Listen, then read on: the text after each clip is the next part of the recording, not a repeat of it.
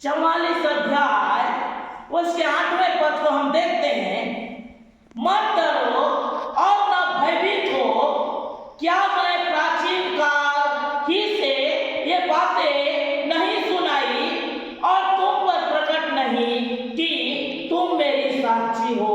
क्या मुझे छोड़ कोई और परमेश्वर है? हालेलुया। मत डरो, भयभीत नहीं हो। प्राचीन काल, पुराने समय, निर्गमन की किताब 14 अध्याय और उसके 21 पद में मूसा ने समुद्र में लाठी मारा, दो भाग हो गया, इस्राएली को छुड़ा के लाया मिस्रियों के हाथों से। प्राचीन काल भी मैंने ये काम किया है, आज भी मैं तुम्हारे साथ वही काम करूंगा। हालेलुया। मैं तुम्हारी सहायता करूंगा, तुम मत डरो। उस समय की बात अभी भी साक्षी है। हालेलुया। पवित्र शास्त्र में, आमेन। हालेलुया। उस समय की बात अभी भी साक्षी है हमारे बीच में, ये बात छिपी नहीं है मेरे प्रियो, इसलिए भयभीत मत हो। हालेलुया। तुझे मुझे छोड़ कोई चट्टान नहीं, किसी और नहीं जानता। हालेलुया। कोई और ऐसे चट्टान नहीं, कोई ऐसे गढ़ नहीं, परमेश्वर के जैसे कोई चट्टान हमारे पास नहीं है जो हमारी सहायता कर सके, जो हमारी समस्या को दूर करे, जो हमारी बीमारी को दूर करे, जो हमारे घर के परेशानी को दूर करे। कोई ऐसे चट्टान नहीं मेरे प्रभु जिसके आड़ हम जाकर छिप सके। हालेलुया। परमेश्वर ही सच्चा गढ़ है। आमेन। हालेलुया।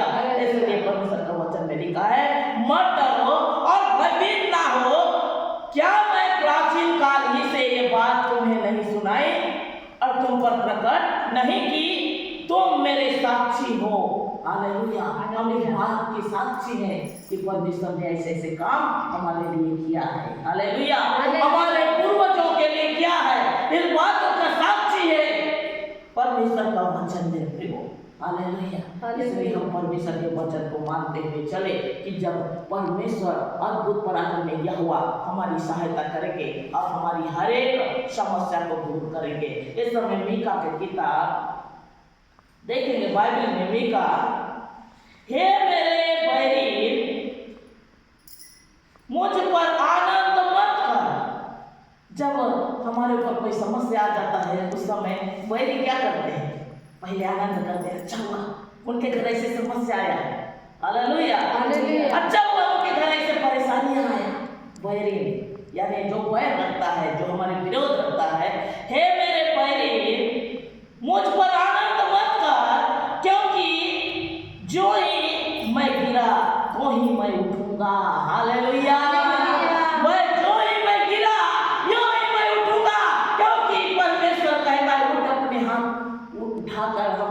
हमारी सहायता करता है। उठ, अपनी खाट उठा और चल फिर कहने वाला परमेश्वर हमारे संग है और वो हमारी सहायता करता है। कहता है जो ही गिरेगा तो ही उठेगा और तो ही मैं अंधकार से फिर से ज्योति में आऊंगा, क्योंकि ज्योति यहोवा है। हालेलुया। ज्योति यहोवा है और ज्योति में हम चलने वाले हैं, क्योंकि प्रकाश में हम चलने वाले हैं। परमेश्वर ने जैसे सृष्टि का रचना किया, वो ज्योति ने पूरा संसार को बनाया। पहले हम अंधकार में थे और अंधकार से निकलकर हम ज्योति में आए मेरे प्रियो। आमेन। हालेलुया। ज्योति है यीशु, क्योंकि मार्ग, सत्य और जीवन मैं हूँ कहने वाला परमेश्वर वो ज्योति है।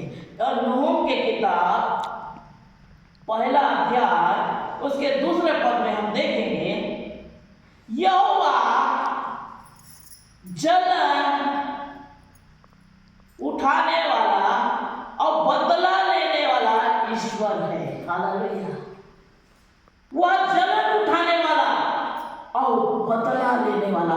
कई बार हम सोचते हैं हम उसको देखेंगे, हम उसको ऐसे करेंगे वैसे करेंगे बोल के सोचते हैं, लेकिन परमेश्वर कहता है मैं तुम्हारा बदला लूंगा। हालेलुया। मैं तुम्हारी बदला लूंगा, मैं तेरी सहायता करूंगा। हम सारी बोझ को, सारी चिंता को, सारी निराशा को, सारी दुख को हम परमेश्वर को दे देना है मेरे प्रियो, क्योंकि परमेश्वर कहता है यहोवा जलन उठाने वाला और बदला लेने वाला ईश्वर है। यहोवा बदला लेने वाला है और जलन उठाने वाला है। यहोवा हमारे द्रोहियों को बदला लेता है और अपने शत्रुओं को का पाप नहीं भूलता। अपने शत्रुओं का पाप को नहीं भूलता, धर्मियों का पाप को भूलेगा। परमेश्वर को जो मानता है, परमेश्वर को जो आज्ञा मानता है, उसके पाप को भूलेगा। वो जब क्षमा उसके पास जाकर कहता है, उसके पाप को भूलेगा, लेकिन पापियों के पाप को कभी नहीं भूलेगा। वो बदला लेने वाला यहोवा है। इसलिए मेरे प्रियो, अपनी सारी चिंता उनके पास ले जाके रख देना है। उनसे कहना है, हे प्रभु, फलाना व्यक्ति ने मेरे जीवन के साथ, मेरे परिवार के साथ, मेरे घर के साथ, मेरे रिश्तेदार के साथ, मेरे हर एक काम में एक प्रकार से कार्य किया। प्रभु, तू बदला लेने वाला यहोवा है। तू मेरी बदला जरूर लेगा, क्योंकि तू पलटा लेने वाला यहोवा, जलन रखने वाला यहोवा तू है मेरे खुदा। तू मेरे लिए रास्ता खोल, तू मेरे लिए मार्ग खोल। तो उस समय परमेश्वर जो प्रकार समुद्र में मिस्रियों को लेकर पहुंचा, वैसे ही शत्रुओं को नाश करेगा। Hallelujah, hallelujah.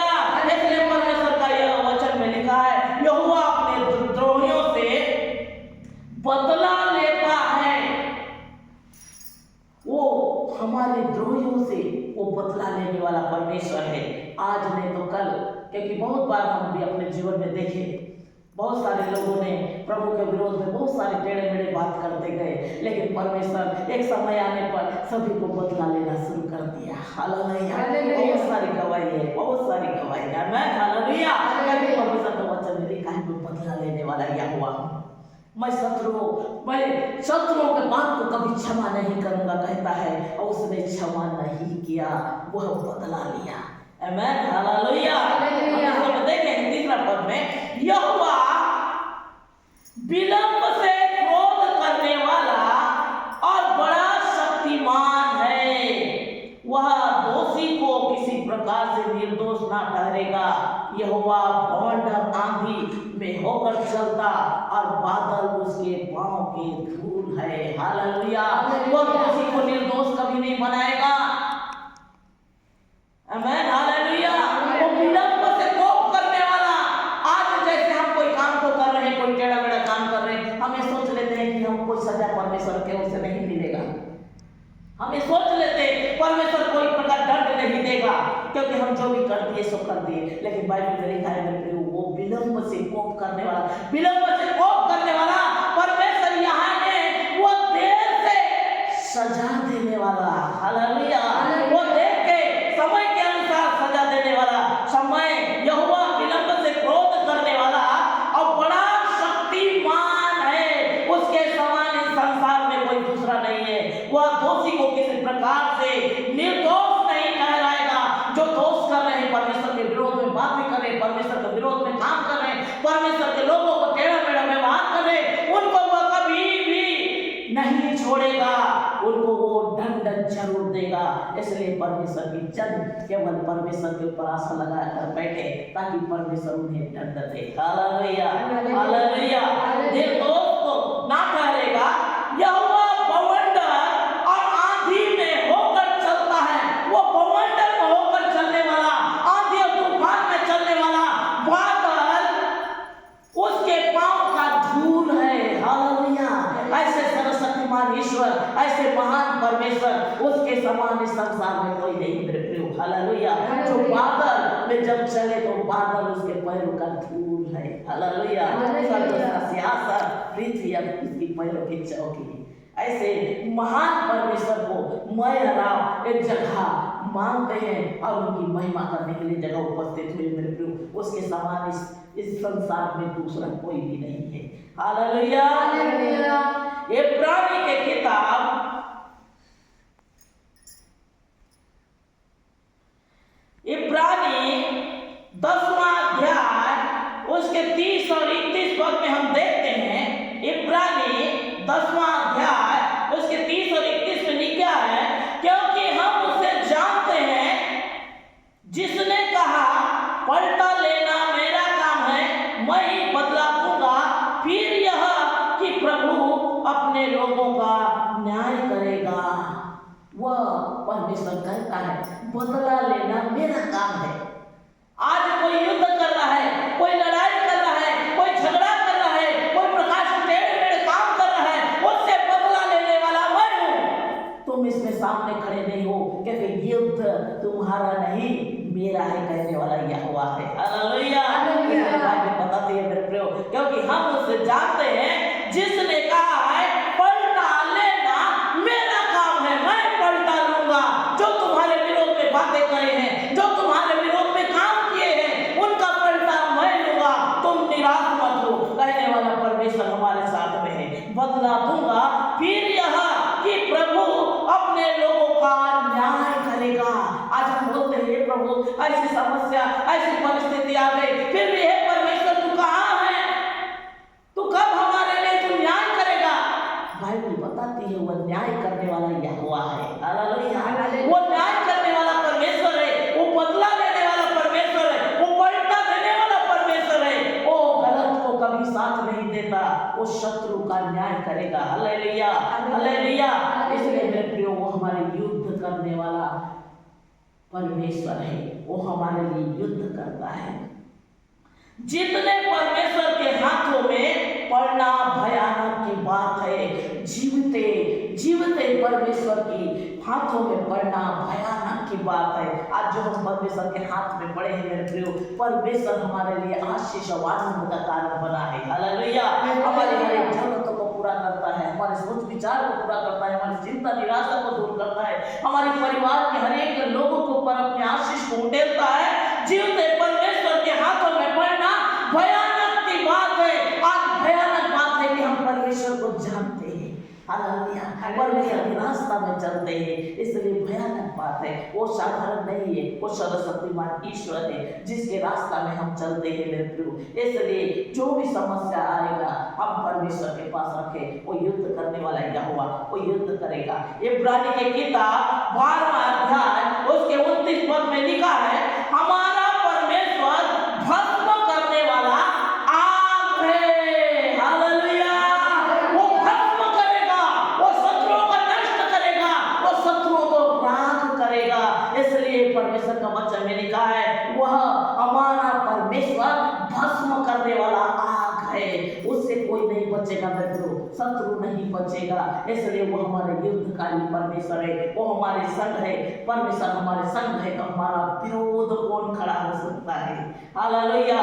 परमेश्वर हमारे संग है तो हमारा विरोध कौन खड़ा हो सकता है। हमारा परमेश्वर भस्म करने वाला आग है। हम आग के पास परमेश्वर की महिमा करते रहे, वो आग के पास हम महिमा करने के लिए बैठे हैं, क्योंकि वो आग इनसे खाते हैं। हालेलुया। शद्रक मेशक अबेदनगो अग्नि के भट्टी में डाला गया। उस समय शद्रक मेशक अबेदनगो कोई समस्या नहीं हुआ, उनका शरीर भी नहीं जला, उनके शरीर भी नहीं झुलसा, उनके एक बाल भी नहीं जला, क्योंकि स्वयं आग है। परमेश्वर का वचन में लिखा है वह भस्म करने वाला आग है, शत्रु को भस्म करेगा। हालेलुया। जो उसके विरोध में बातें करते, जो भी उसके विरोध में काम करते, उसे वो भस्म करेगा।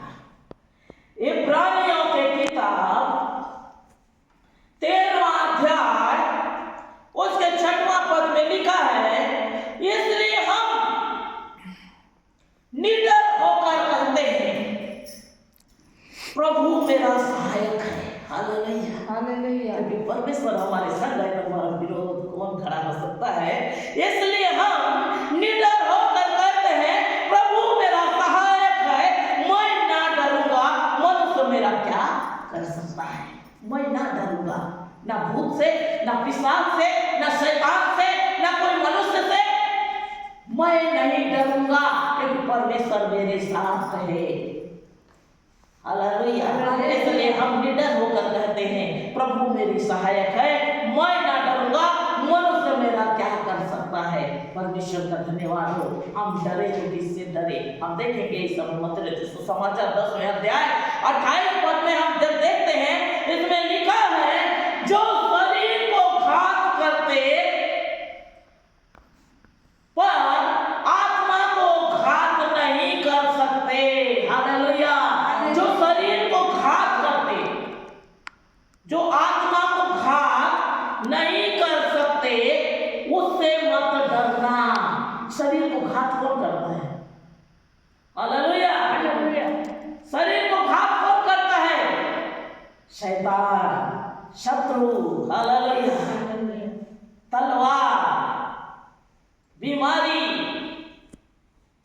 जो शरीर को घात करते पर आत्मा को घात नहीं कर सकते, उनसे मत डरना। आत्मा लेकिन जिसका है उसी के पास चले जाता है मेरे प्रभु। शरीर को घात जरूर करते हैं, शरीर में तलवार भी चलाएंगे, शरीर में बीमारी भी लाएंगे, शरीर में नाना प्रकार के समस्याओं को लाकर खड़े करेंगे, लेकिन आत्मा जिसका है उसी के पास जाएगा। हालेलुया। उससे मत डरना, पर उससे डरो जो आत्मा और शरीर दोनों को नरक में नष्ट कर सकता है। हालेलुया। जो आत्मा को और शरीर को दोनों को नरक में नष्ट करने वाला से भय खाओ, वो है केवल परमेश्वर। हालेलुया। जो शरीर को और आत्मा को दोनों को नष्ट करेगा वो परमेश्वर, उससे भय खाना है। संसार की कोई भी बातों से भय नहीं खाना है। इसलिए परमेश्वर का वचन मत्ती रचित सुसमाचार 10वां अध्याय 28 पद में लिखा है, जो शरीर को घात करते पर आत्मा को घात नहीं कर सकते, उनसे मत डरना, पर उसी से डरो जो आत्मा और शरीर दोनों को नरक में नष्ट कर सकता है। दोनों को नष्ट करेगा, आत्मा को भी नष्ट करेगा। हालेलुया। ऐसे परमेश्वर से हमको भय खाना है, कोई मनुष्य से नहीं। आमीन। हालेलुया। ऐसे परम प्रधान ईश्वर से भय खाना है, जो जिसकी महिमा करने के लिए आप और मैं इस जगह उपस्थित है मेरे प्रियो, जो हमारे लिए युद्ध करता है। वैसे परमेश्वर से हमको भय खाना है, जो लाल समुद्र को पार किए करके इस्राएलियों को बचाया, ऐसे परमेश्वर से भय खाना है। जो चट्टान से पानी निकाला, ऐसे परमेश्वर से भय खाना है। जो मुर्दों को जीवित किया, ऐसे परमेश्वर से भय खाना है। जो यीशु मसीह नासरी जो संसार में जगत के लिए आया, वैसे परमेश्वर के लिए हमको भय खाना है। उसी की आज्ञाओं को मानकर हमको चलना है। हालेलुया। वही है जो शरीर और आत्मा दोनों को नष्ट करने का ताकत रखता है। हालेलुया। शरीर और आत्मा दोनों को भस्म करने का सामर्थ्य रखता है। ऐसे परमेश्वर से हमको भय खाने की आवश्यकता है। आमीन। हालेलुया। ये छोटी सी वचन आप सबों को बहुत आशीष दे। आमीन।